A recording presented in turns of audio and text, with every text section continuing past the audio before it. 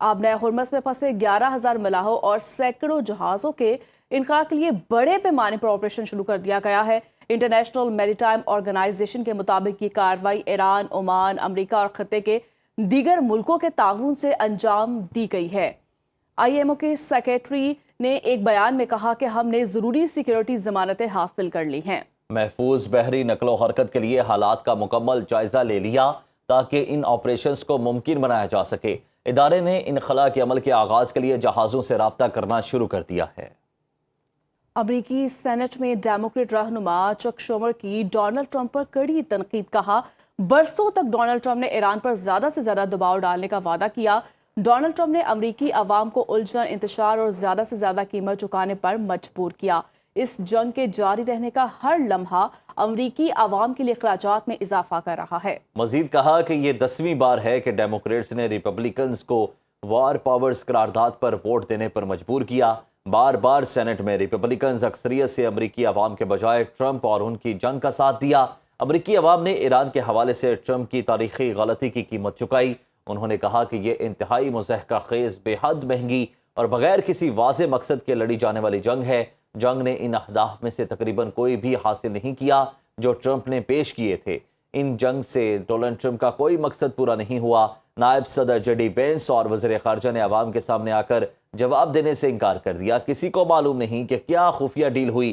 कोई इस नाम नहाज समझौते की तफसीलात से वाकिफ नहीं। इसकी वजह यह है कि ट्रंप ये डील दिखाने से डरते हैं। ट्रंप जानते हैं कि उन्होंने कितनी बुरी कारकर्दगी दिखाई। ईरान जंग का खात्मा होना चाहिए। ट्रंप को यह जंग कभी शुरू ही नहीं करनी चाहिए थी।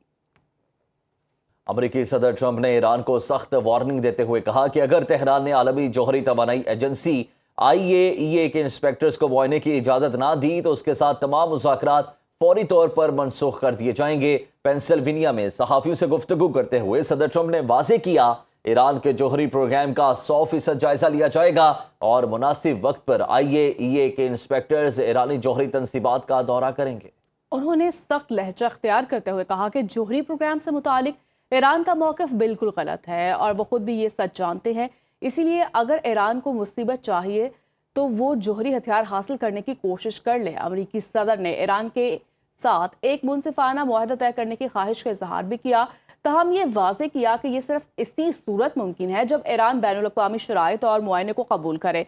इस मौके पर आलमी मईशत और तवानाई की सूरत हाल का जिक्र करते हुए सदर ट्रंप ने यह खुशखबरी भी दी कि पेट्रोलियम मसनूआत की कीमतें मुसलसल गिर रही हैं, जवाब $70 फी बैरल तक नीचे आ गई है।